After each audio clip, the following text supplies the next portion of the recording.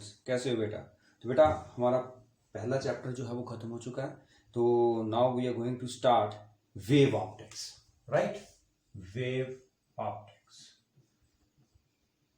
Interesting भी है, थोड़ी सी बोरिंग भी है और थोड़ी सी टिपिकल भी है।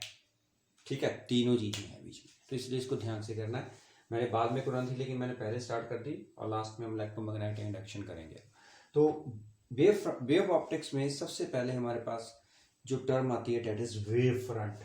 क्या? Wave front, WAVEFRONT, wave front. What is wave front?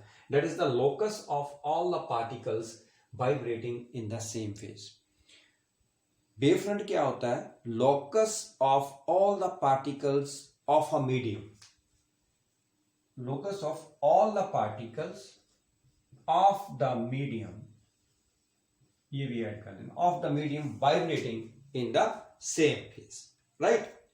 तो जो पार्टिकल्स हैं, राइट, जो पार्टिकल्स हैं वो वाइब्रेट करते हैं।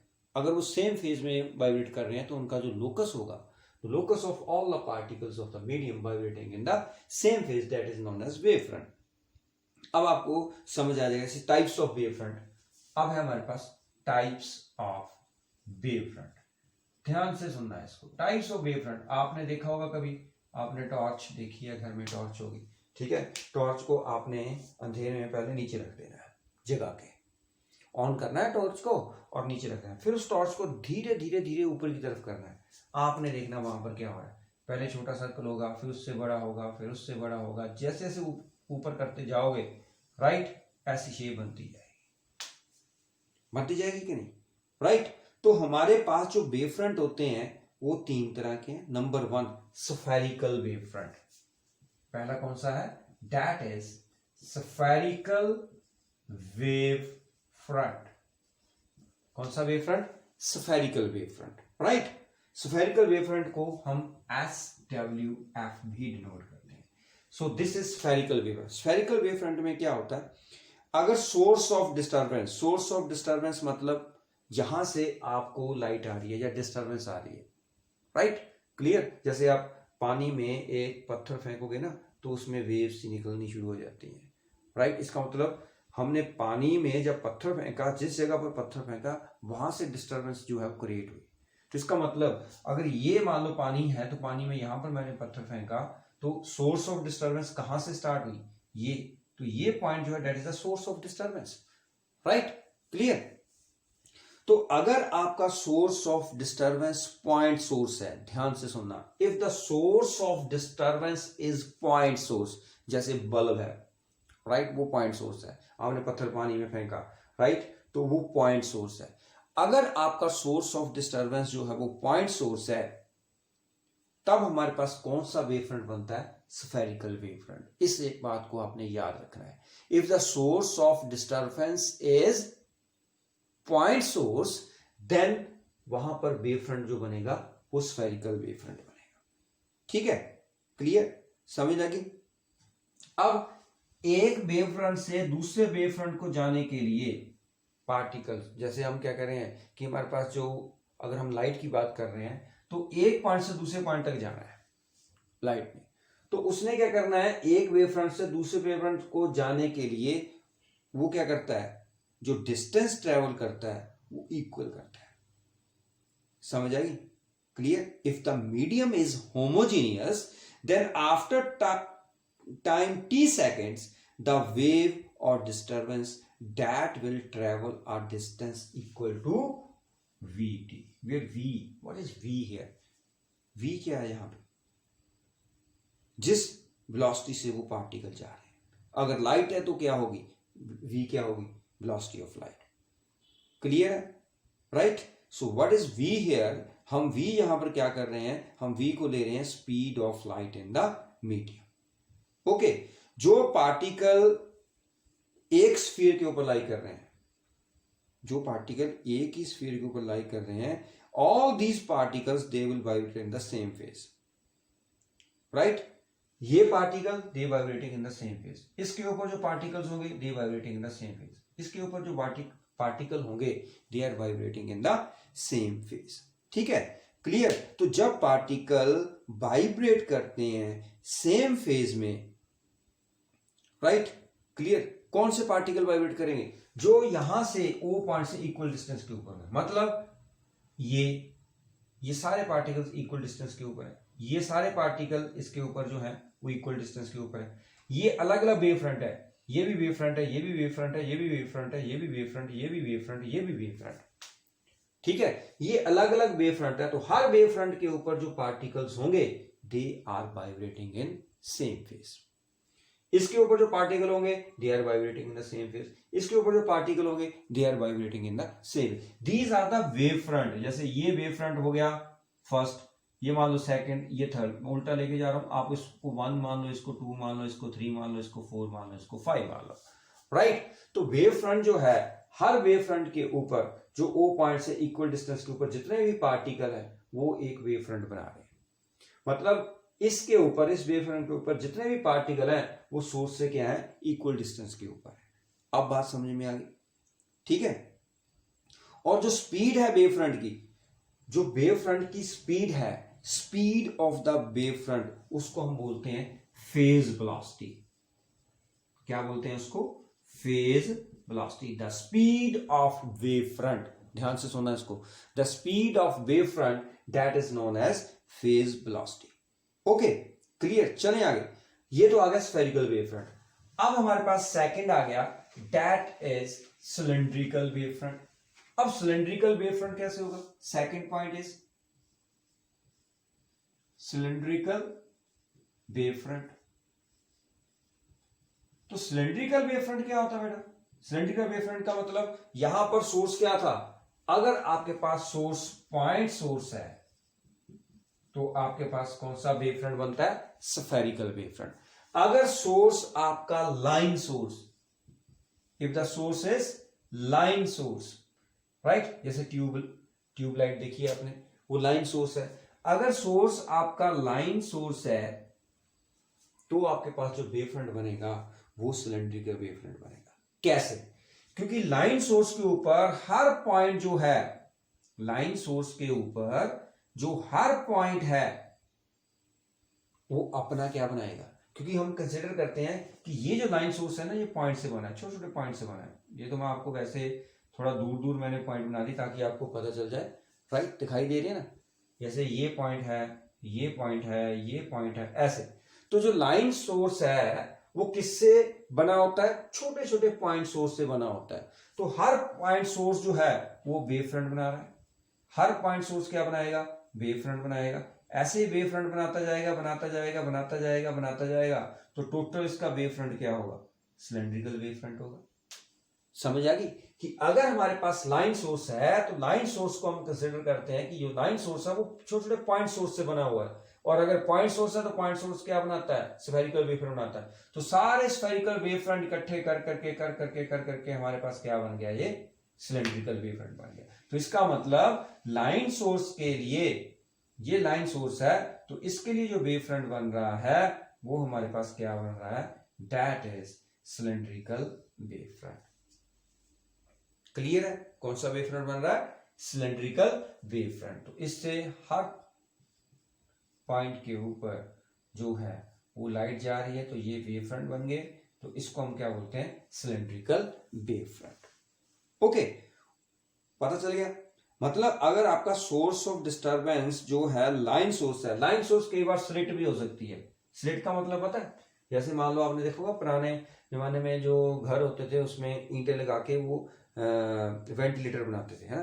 तो कभी उससे लाइट निकलती थी बाहर तो किसी की दीवार के ऊपर पड़ती थी, तो वहां पर ऐसे ऐसे लाइनें बन जाती थी दीवार के ऊपर। तो वहां से जो लाइट निकल रही है इसका मतलब वहां पर एक स्लिट है, स्लिट में से लाइट निकल रही है। वो स्लिट क्या है? That is a line source, right. अगर आपके पास कोई स्लिट है तो स्लिट जो है, स्लिट का मतलब क्या होता है? गैप होता है। मान लो ये एक दीवार है, इसमें से आपने इतना गैप निकाल दिया तो स्लिट बन गई। इसमें से लाइट आएगी तो लाइट फॉल करेगी किसी आगे जाके, तो वो हमारे लिए क्या बन गया? लाइन सोर्स बन गया। तो लाइन सोर्स जो होता है उसका जो वेव फ्रंट बनता है वो सिलेंड्रिकल वेव फ्रंट बनता है। इसको हम CWF से डिनोट करते हैं। क्या किससे डिनोट करते हैं? CWF, right. उसके बाद आ गया हमारे पास प्लेन वेव फ्रंट।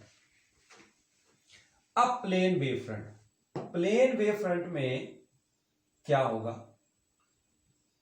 अगर हमारे पास सोर्स ऑफ लाइट जो है वो बहुत दूर है,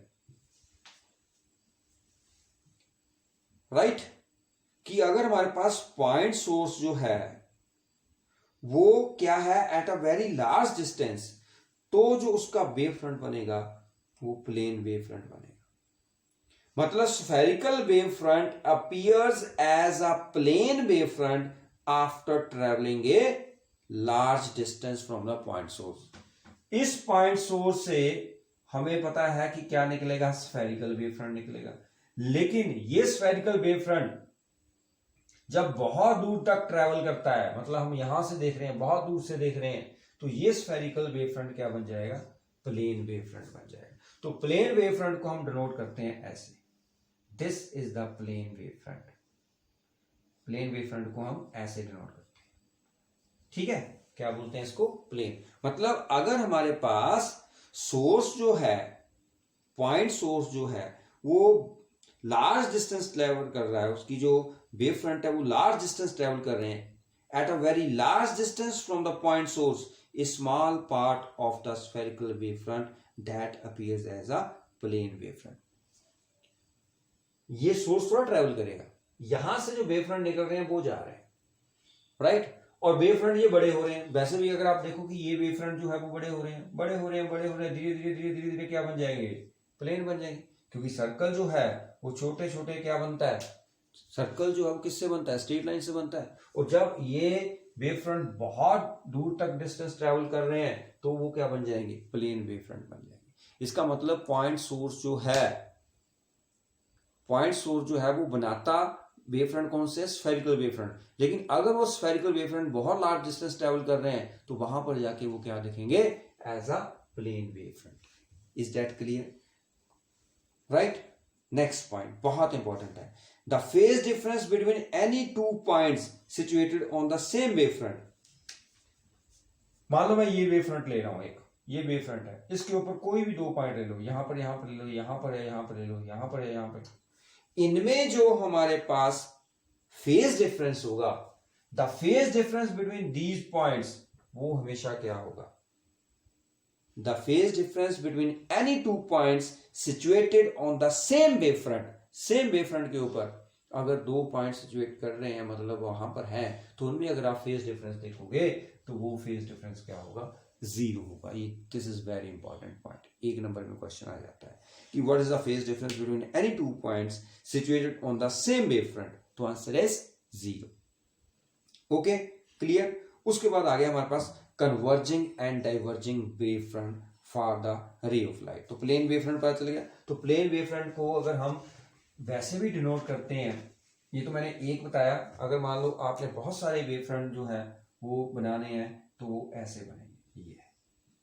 ये आपकी लाइट जा रही है इस तरफ को, जिस तरफ को जा रही है उस तरफ को आपके प्लेन वेव फ्रंट जो है वो बनते जा रहे हैं, ठीक है। लाइट आपकी ऐसे ट्रेवल कर रही है, ये वाले, ये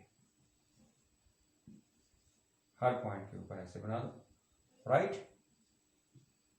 इस तरफ को बना दो, एरो इस तरफ को बना दो, तो ये क्या बन गए हमारे पास, that is plane wave front, ठीक है, क्लियर। इसके ऊपर जितने भी पॉइंट होंगे उनमें फेज डिफरेंस क्या होगा, जीरो। इसके ऊपर जितने भी पॉइंट होंगे उनमें फेज डिफरेंस क्या होगा, जीरो। इसके ऊपर जितने भी पॉइंट होंगे उनमें फेज डिफरेंस क्या होगा, जीरो। लेकिन इसके ऊपर और इसके ऊपर, इन दोनों में फेज डिफरेंस अलग होगा। इसके और इसके ऊपर भी फेज डिफरेंस क्या होगा, अलग होगा।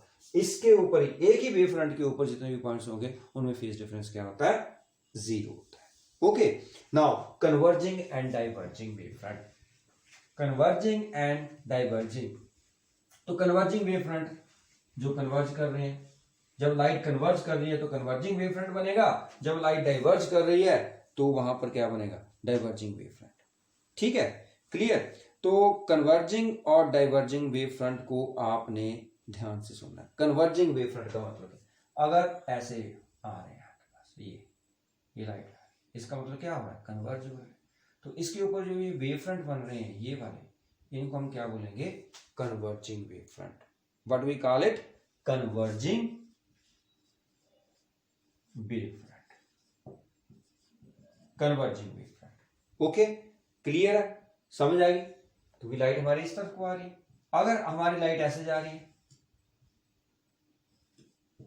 ऐसे जा रही है, तो इसका मतलब वो डाइवर्ज कर रहे हैं। तो ये जो वेव फ्रंट बन रहे हैं इनको हम क्या बोलेंगे, डाइवर्जिंग वेव फ्रंट। सिंपल, कोई ज्यादा टिपिकल तो है नहीं, पता है लाइट डाइवर्ज कर रही है तो उसके ऊपर जो वेव फ्रंट बनेंगे वो क्या बनेंगे, डाइवर्जिंग वेव फ्रंट बनेंगे। ओके, क्लियर, समझ आ गई। अब जो converging and diverging wave front है जो मैंने आपको बता दिया। Now the time taken by the light to travel from one position of the wave front to the another position of the wave front that is same along any ray. एक wave front से दूसरे wave front को जाना है, यहां से यहां पर जाना है, या इधर से इधर जाना है, इधर से इधर जाना है। एक वेव फ्रंट से दूसरे वेव फ्रंट को जाने के लिए जो टाइम लेती है, time taken by the light, time taken by the light to travel from one position of the wavefront to the another position of the wavefront that is same along any ray. Clear, समझ लगी। एक wavefront से दूसरे wavefront को आपने जाना है तो टाइम क्या लगेगा, सेम लगेगा। इज दैट क्लियर, समझ आ गई। चलें आगे। अब मेन टॉपिक आपका स्टार्ट हो रहा है। वेवफ्रंट पता चल गई, कन्वर्जिंग पता चल गई, स्फेरिकल पता चल गई, सिलेंड्रिकल पता चल गई, प्लेन वेवफ्रंट पता चल गया। मतलब सिंपल पॉइंट सोर्स है तो कौन सा वेवफ्रंट बनेगा, यस स्फेरिकल। लाइन सोर्स है तो कौन सा बनेगा, यस सिलेंड्रिकल वेवफ्रंट। अगर आपका पॉइंट सोर्स बहुत दूर से हम देख रहे हैं, या लाइन सोर्स है बहुत दूर से हम देख रहे हैं, राइट, तो वो उसका जो वेवफ्रंट बनेगा वो क्या बनेगा, प्लेन वेवफ्रंट। ओके, क्लियर है। सिलेंड्रिकल, प्लेन और स्फेरिकल ये पता चल गया। कन्वर्जिंग का भी पता चल गया, डाइवर्जिंग का भी पता चल गया। अब है हमारे पास Huygens principle, HUYGEN post office. Huygens principle, अगर आपको ये आज प्रिंसिपल समझ आ गया तो इसका मतलब वेव ऑप्टिक्स का 20% आपको समझ आ गया। हाइगन्स प्रिंसिपल को ध्यान से सुनना है। पहली बात कि हाइगन प्रिंसिपल है क्या। हाइगन प्रिंसिपल जो है that gives geometrical details of travelling of a wave. क्या देता है ये, ज्योमेट्रिकल डिटेल्स। ज्योमेट्रिकल डिटेल्स किसकी, किसकी देता है, of travelling of a wave, of travelling of a wave. ये ज्योमेट्रिकल डिटेल दे रहा है किसकी, travelling of a wave. Clear. तो हाइगन प्रिंसिपल पूछते हैं कि हाइगन प्रिंसिपल हम क्यों यूज कर रहे हैं। हाइगन प्रिंसिपल जो है वो हमें ज्योमेट्रिकल डिटेल दे रहा है किसकी, वेव की, जब वो ट्रेवल करती है। ठीक है। And this principle is use to find the position of the given wave front at any instant if its present position is known. इस प्रिंसिपल से हम नेक्स्ट जो वेव फ्रंट है कहां बन रहा है वो हम फाइंड कर सकते हैं अगर हमें प्रेजेंट पोजीशन पता हो। मान लो मुझे पता है कि ये present position of wave front है, तो इसके आगे जो वेव फ्रंट बनेगा ये वाला, मान लो ये तो मुझे नॉन है लेकिन ये मुझे नहीं पता था, लेकिन मैं इसको फाइंड कर सकता हूं।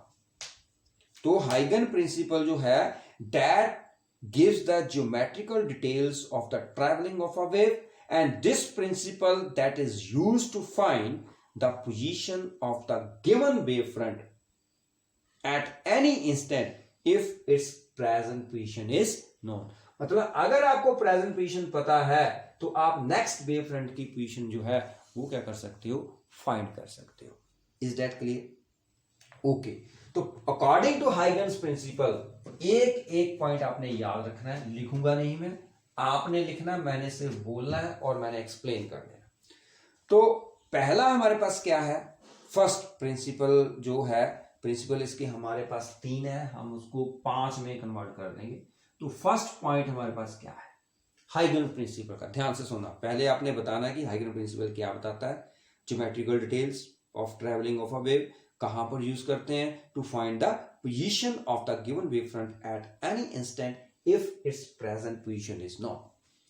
अब हाइगन प्रिंसिपल का पहला पॉइंट कहता है ईच सोर्स ऑफ लाइट, पहले लिख लो आप first point, each source of light is a centre of disturbance from which waves spread in all direction,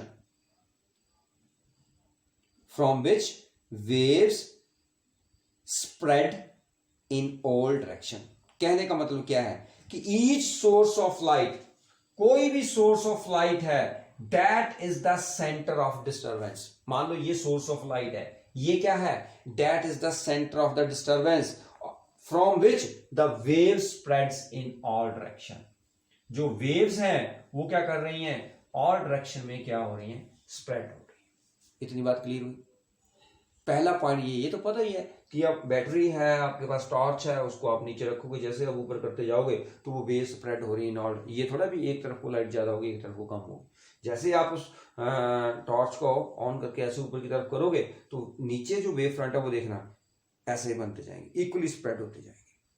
तो यही हमारे पास क्या बोल रहा है कि each source of light that act as a source of disturbance. पहला पॉइंट ध्यान से सुनना, each source of light is a centre of disturbance from which waves spread in all direction. ये नोट कर लेना, ये पेपर में लिखने के लिए आता है कि हाइगन प्रिंसिपल लिखो।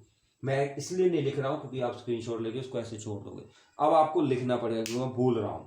मैं फिर से बोल रहा हूं, फर्स्ट पॉइंट क्या है, each source of light that is a centre of disturbance from which wave spread in all directions.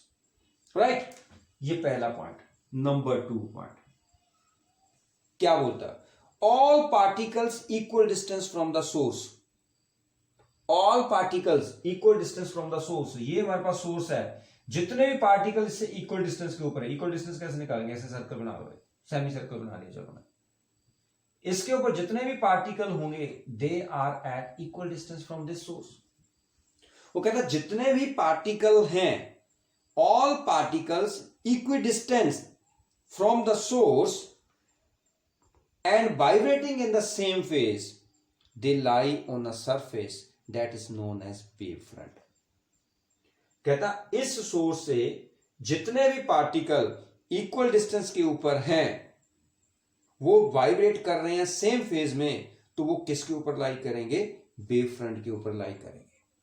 मेरी बात समझ है, ये तो मैंने पहले बता दिया था कि जितने भी इसके ऊपर पार्टिकल होंगे they are vibrating the same phase, और उनका डिस्टेंस एस से क्या होगा, सोर्स से क्या होगा, सेम होगा। हर वेव फ्रंट के ऊपर जितने भी पार्टिकल हैं वो सेम फेज में वाइब्रेट करते हैं, और उनका डिस्टेंस सोर्स से क्या होता है, सभी पार्टिकल्स का सेम होता है। एक वेव फ्रंट की बात कर रहा हूं, नेक्स्ट वेव फ्रंट की और बात है, पहले आप एक वेव फ्रंट की बात समझो। तो write down second point, all particles equi distant, EQUIDISTANT, all particles equidistant from the source and vibrating in the same phase lie on the surface known as wavefront।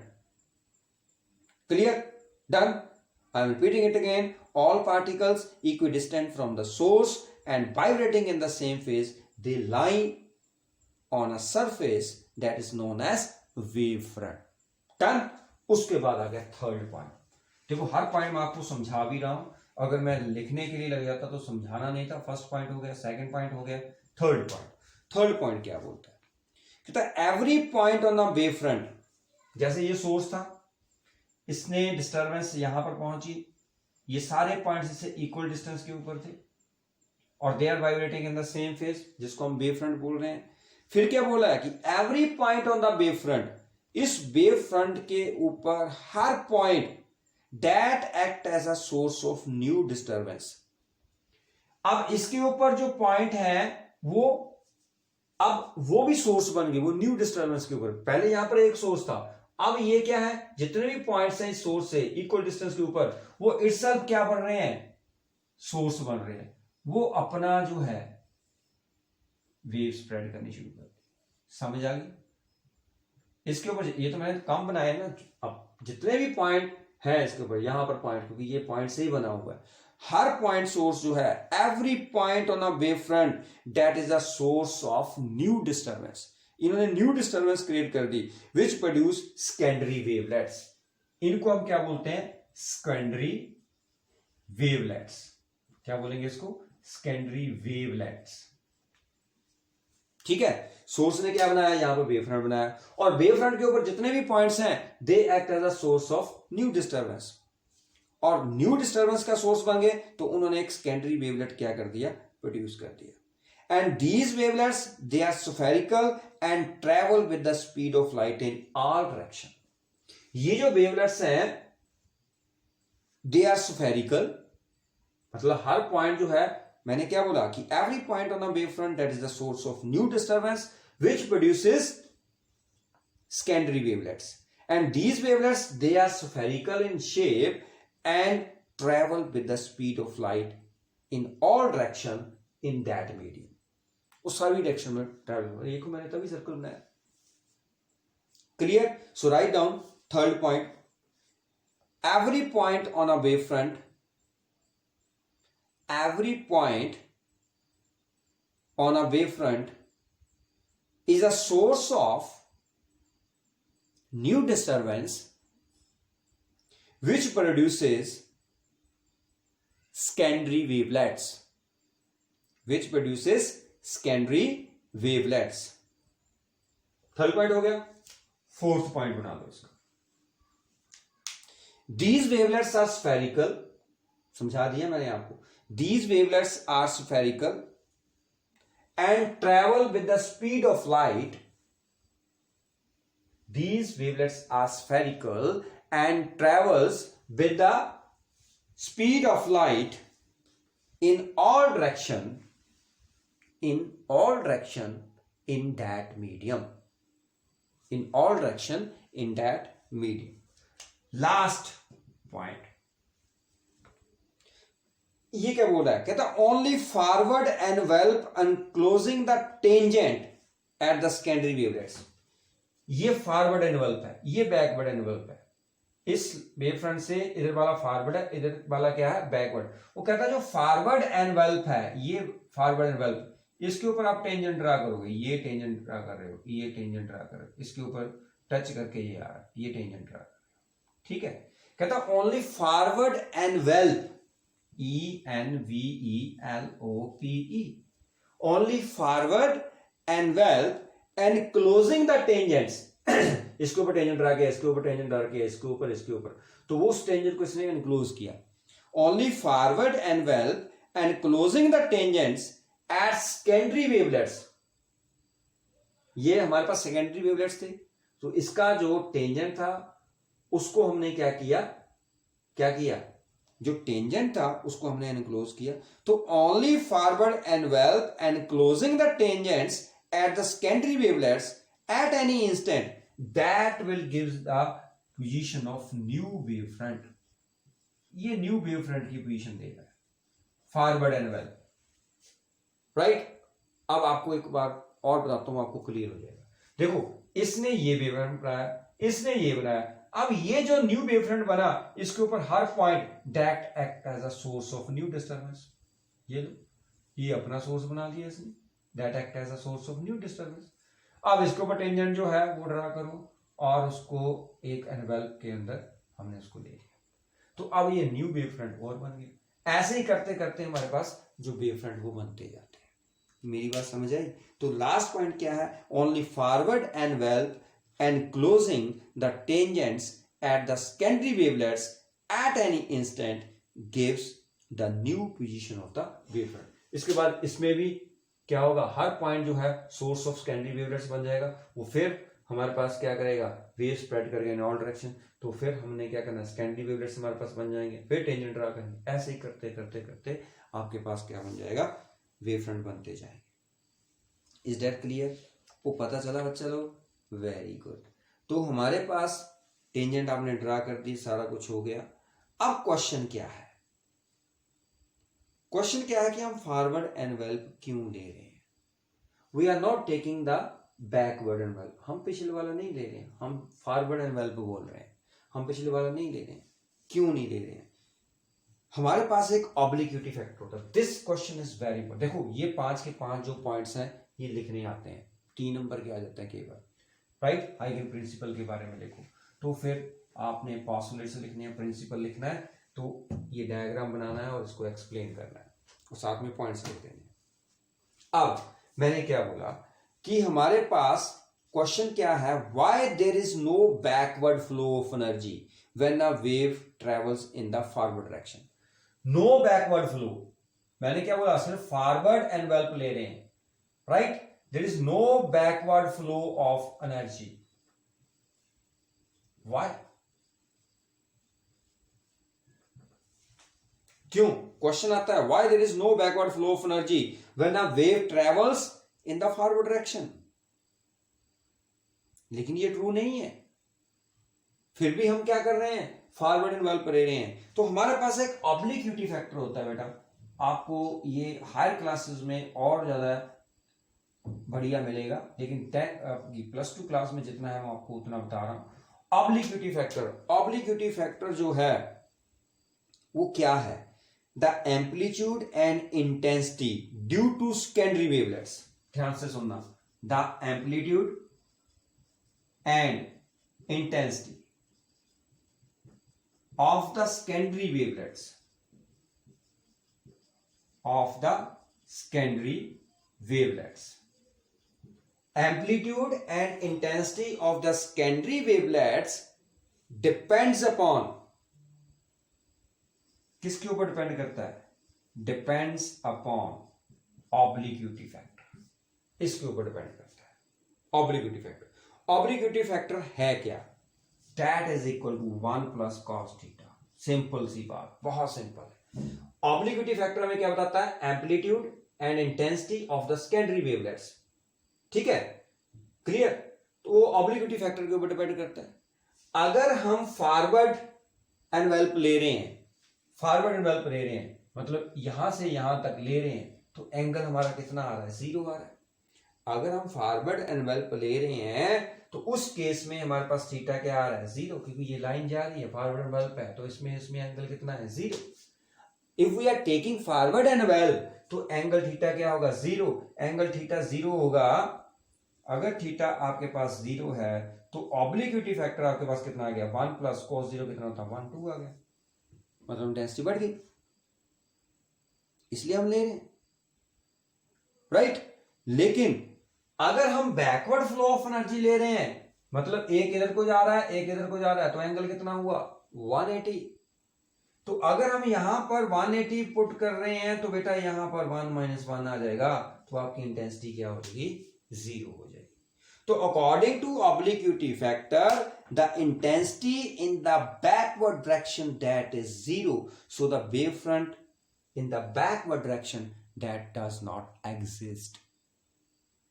This is very very important, okay. ये question बहुत ज्यादा important है। हम वैसे तो देख रहे हैं कि सर ये पीछे भी लाइट आ रही है, आगे क्यों नहीं आ रही, हम काउंट ही नहीं कर रहे हैं।